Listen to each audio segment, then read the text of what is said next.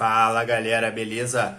Hoje a gente vai falar de agrupamento hierárquico, né? Mais uma frente que, obviamente, né? Falamos de agrupamento, né? É um outro algoritmo que serve para agrupar. E vamos lá nas noções básicas, né? Para começar, como eu já disse, algoritmo que resolve o problema de agrupamento e tá dentro da classe dos algoritmos de aprendizado não supervisionado. E lembrando, o aprendizado não supervisionado é aquele em que eu não tenho um alvo, então eu não quero prever uma coisa discreta como qual o tamanho da camisa daquele cara, se é M, P ou G. Também não quero prever uma coisa contínua, se o tamanho da camisa daquele cara é 178 centímetros ou 50 centímetros, ou qual o preço da ação amanhã e coisas assim desse tipo. Nesse caso não tem nenhuma dessas duas informações, eu só tenho os meus dados e tenho a geometria espacial deles de acordo com a dimensão que eles têm. E dali eu preciso extrair insights ou agrupar dados semelhantes e assim por diante. E aí que temos essa frente de agrupamento hierárquico. E eu vou explicar esse algoritmo. Então, é um algoritmo, como a maioria dos que a gente vê, são simples, então não tem muitos hiperparâmetros, não tem muito o que eu inventar aqui dentro, né? O conceito também é de fácil entendimento, né? Isso que é uma coisa mais básica. Tem duas abordagens, então eu posso partir de um grupo em que tem todos os meus dados até todo mundo está num grupo sozinho, né? Então vamos supor que eu tenha 10 dados. Eu parto inicialmente de um grupo e 10 dados, né? Até 10 grupos, sendo que um dado em cada grupo. Tá? Essa é a abordagem divisiva. Tá? Ou também tem a abordagem aglomerativa, que eu posso partir com todo mundo sozinho num grupo, e aí eu termino com todo mundo num grupo só. Tá? Aqui hoje a gente vai ver a abordagem aglomerativa, que é essa última que eu falei. Tá? E esse algoritmo também tem esse negócio do small data only, porque ele é um algoritmo extremamente custoso, computacionalmente falando. Tá?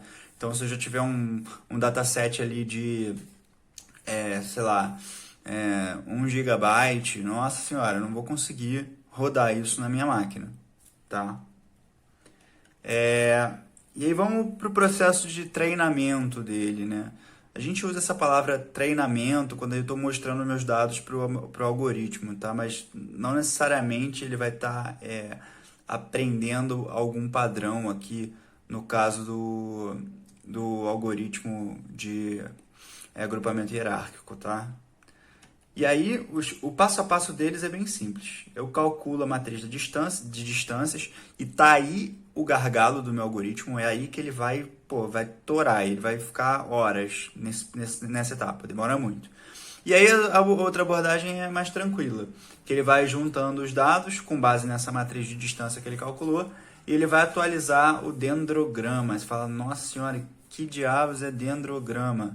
A gente vai ver também, tá? Mas basicamente é uma fórmula de visualização aí de como esses meus dados se agrupam ao longo do tempo ou se dividem ao longo do tempo, tá? Depende aí se está fazendo aglomerativo ou divisivo, tá?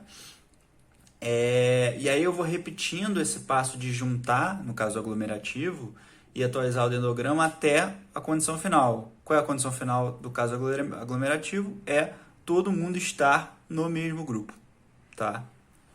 E aí vamos lá, eu tenho os meus dados aqui de peso e altura, eu tenho meu índice, só para eu poder dizer quem é quem aqui, né? E aí eu vou construir a minha matriz de distâncias, que é esse meu carinha aqui à direita, tá? Então eu estou usando aqui como distância a distância euclidiana, que é basicamente a raiz da soma da diferença dos quadrados, né? Então eu vou fazer peso menos peso ao quadrado, mais altura menos altura ao quadrado e extrair a raiz quadrada disso, tá? E eu vou fazer de todo cara para todo outro cara. Então eu tenho, vamos supor, eu tenho 1, 2, 3, 4, 5. Eu tenho 5 dados diferentes, na verdade eu tenho 6, né? A, B, C, D, E, F. Eu tenho 6 dados e eu preciso combinar esses caras 2 a 2, né? E aí, até se vocês quiserem fazer depois a fórmula de combinação, né? Vai ser n fatorial sobre p, n menos p fatorial, tá? E aí dá 15, nesse caso. Aí temos 15 aqui, né? N fatorial dividido por P fatorial, N menos P fatorial. Isso, faltou uma exclamação aqui no meu comentário. E aí, eu vou calcular só esses 15 aqui, porque a diagonal é redundante. A distância de todo cara para ele mesmo é zero, né? Essa é a premissa de toda medida de distância, né? Ela para ela mesma tem que ser zero.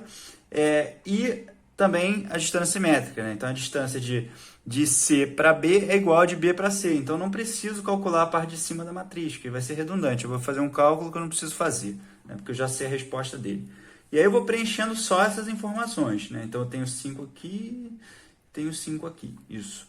E aí eu vou pegando um a um, né? Então eu vou pegar o B com A, por exemplo. Aí esse é o cálculo da distância. Então eu tenho 55 menos 50 ao quadrado mais 160 menos 190 ao quadrado.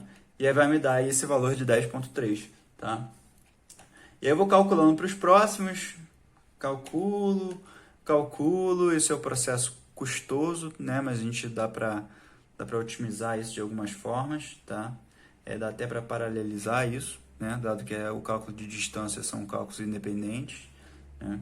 Então eu poderia escalar meu algoritmo em várias máquinas se eu quiser, tá? Para me ajudar aqui. E aí eu fiz esse cálculo aqui para todo mundo, tá? Então eu tenho lá minhas 15 distâncias. E aí vem aquela parte que eu tenho que associar, né? Associar, atualizar o dendrograma, associar, atualizar o dendrograma e assim por diante, até tá todo mundo no mesmo grupo, né? Aí vamos lá. Tenho aqui minha matriz, vou pegar o menor valor dele. Qual é o menor valor dele? Quais são os caras que são mais próximos? Ali, ó, C com F. Aí eu vou e coloco essa perninha aqui, tá? Essa perninha aqui é o dendrograma, tô colocando C junto com F, tá? Qual é o segundo menor número dessa tabela? Vamos lá.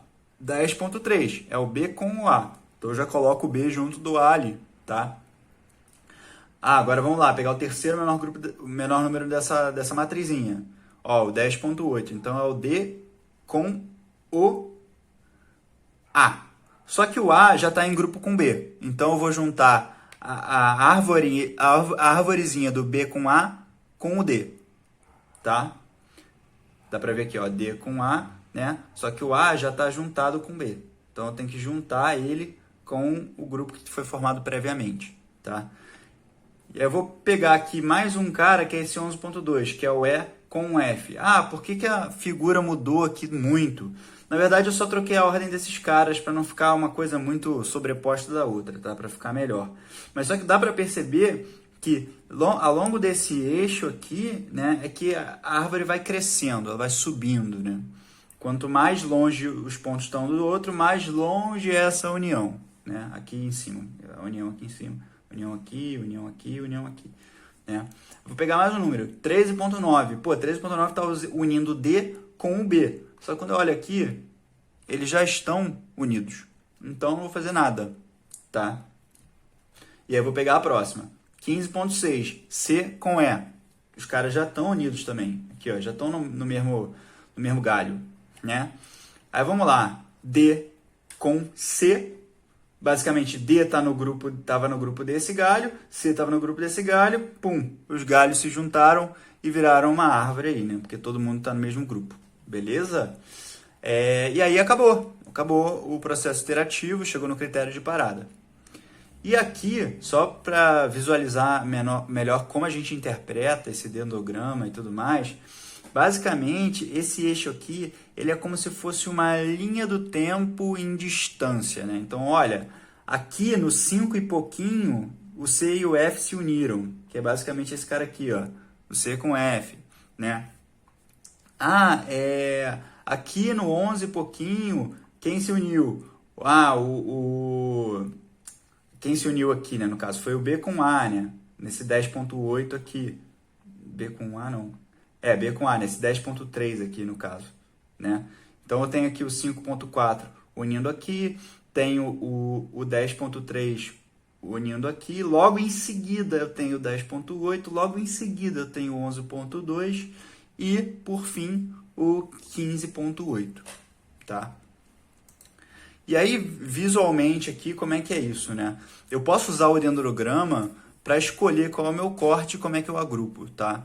Tem outros algoritmos que você não consegue fazer isso, né? Ah, qual é o número ideal de grupos que eu quero e coisas assim. O dendrograma pode ajudar a gente a escolher isso, né? Óbvio que, pô, se você tem um dataset gigantesco e tudo mais, fica impossível, porque o dendrograma fica imenso, você não consegue ver nada, né? Mas aqui no caso você consegue ver porque a gente está fazendo um exemplo pequeno de seis dados, né? De 6, tamanho da camisa, peso e altura, no caso. Né? E aí, cortando aqui em cima, eu tô falando, todo mundo vai ficar no mesmo grupo. Né? Vou cortar um pouquinho mais abaixo. Aí eu corto, é como se eu estivesse cortando esses galhos. E eles não estão mais unidos por um caule. Né? Então eles estão sozinhos. Então eu tenho CFE, né? E tenho BAD aqui. Né? E se eu cortasse ali embaixo, ó, o C e o F iam estar juntos, só que o E eu cortei, ele ficou sozinho, ó. E aí o B e a D continuam juntos. Então eu tenho 3 grupos, o E sozinho, o C, o F, o B, o A e D, né? E aí se eu cortar lá embaixo, ninguém tem grupo nenhum, tá? Que é a condição inicial do nosso algoritmo, né? No caso aglomerativo, tá todo mundo sozinho num grupo, né?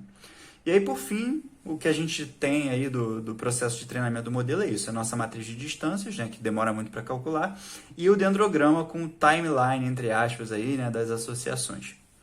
Beleza? Então, espero que vocês tenham gostado aí. Qualquer dúvida, pode me procurar. Grande abraço.